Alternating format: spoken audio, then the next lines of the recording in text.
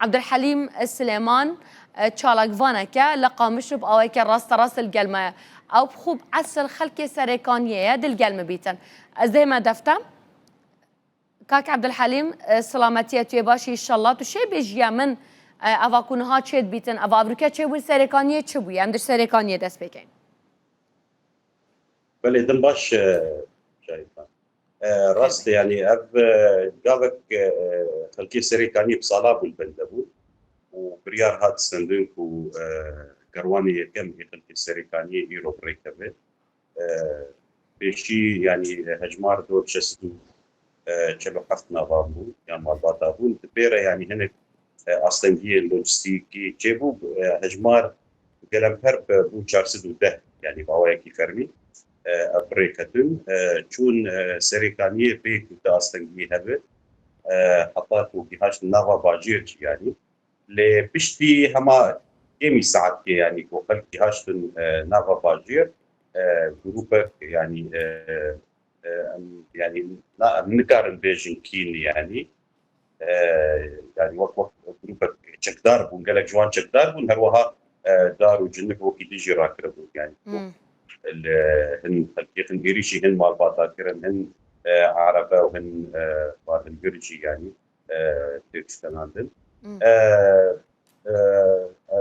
قفل خلقي بارن ووستن يعني جوان وستن جباجير دركن وبنقرين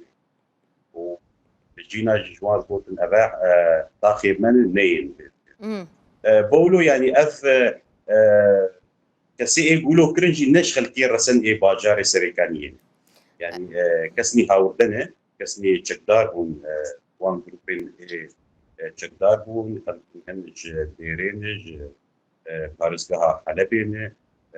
هروها ديرين بيترن يعني اسكار بيجن الجورن زانياريان دور حفصد مال بادي هن اندري سريكانيه ده وانا نخل كي سريكانيه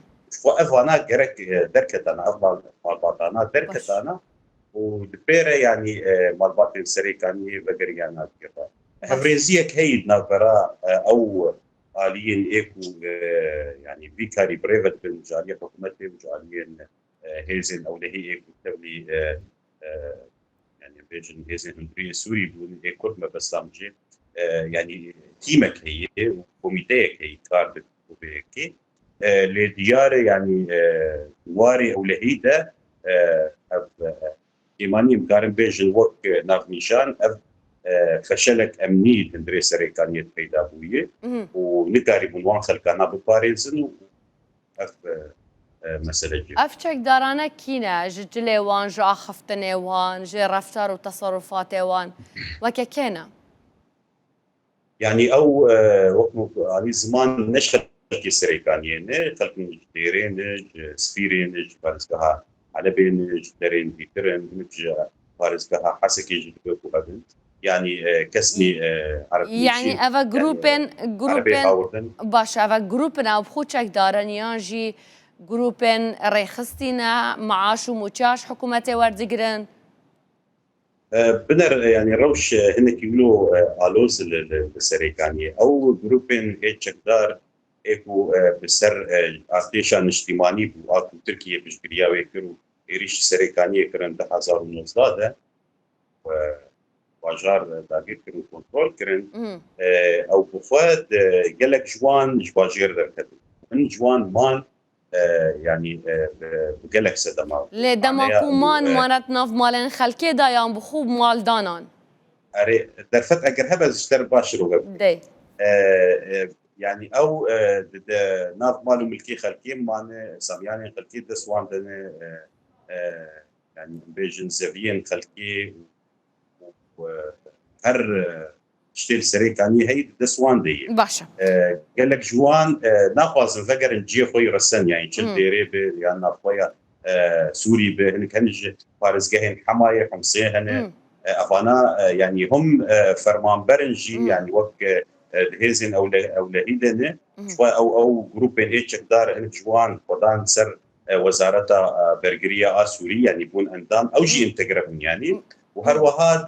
هنك جوان بو اندامي او لهي هندرين يعني باش قال لك جوان فرمان بري حكومتين وليش دفرين نش سريكانيين وطمايوان شهيان قان يعني طمايوان سريكانية هي اما جابا شيرين بقري وحطا مالو ملكي خلقي وزفيه باشا وان كاك عبد الحليم خيراوي ديتك بله افريكا 410 خزان وقود فقريانا هر 410 خزان راسي افير شهات النهال كودرينا همو فقريانا يان هنا كنا كوجاركادن فقريانا في مالين خو انا يعني تمال بات فنجر يعني ناف سريكاني خلق تفضل فقرية ايه شو السريكاني بتجيبوني يعني قال لك جوان وهرب يعني افهج مارجي راني البندواري سريكاني بتجيبون بركي او جيواني رسم هن مالبات هن شون سريكاني وهن ازفيج بيجم يعني هن مالبات ان ايكو ايرو شون يعني سردان كرن او شون سرداني نافي وان ند وان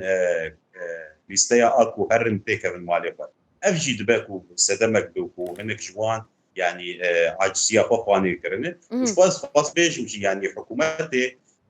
دما تشوي دا اف تيما سروكوماريه هي هروها إذن أولوية هبون أو خلكين عربين هاوردا الهندري سريكانية أو ديدن جوار بودون كارن فقر الناف معلوم كيفا شل باجاري حاسة كيبل تخاق ويران بيانجي دفرين بيتربن كس يعني ألوزيا جوار تشينات وغارنتي دانوان لي ويعني جوار بودن أو ندفصل قال لك جوار نافاصل تركبن جبولو حكومتي نابرا ده حتى باصدر وجا مغلطان دايوان يقولي افزان يارينكم يعني نها ده باصدر وج مجال دانه درفت دانه بري في مسألة يعني بري تيجاشت بلا موجود بري تنكربون ونبس ولوج يعني هنا جوان جبوك يعني بنر الروش باشه وك شانديك جوان شون تاخار ويران بريز مروان علي باش سيامد عفرين افانا ايتماء او اللي هي باريزگاه حسكي بوان رجون ناف مالي وان يعني جوار وك نشانه كبدن وين بكارن ور الناف مالي وبي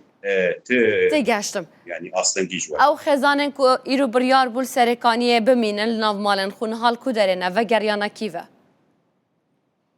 يعني هناك هن مالبات هناك هن هنا الجادان هنا وهناك جي شون ناف مالي يعني وافاني ايكو دستريجي جيان جي زي دغابيل سرو هاد كرن يعني هناك جوان وقت مقود يعني سردان بوجودون سردانا مالي خب نربكا او شمالي وان شي كي تي جوان بيجن امي فغرن واجمالي مدرك البروجي من ديت تقته كرن اوتومبيلن خلكي هاتنا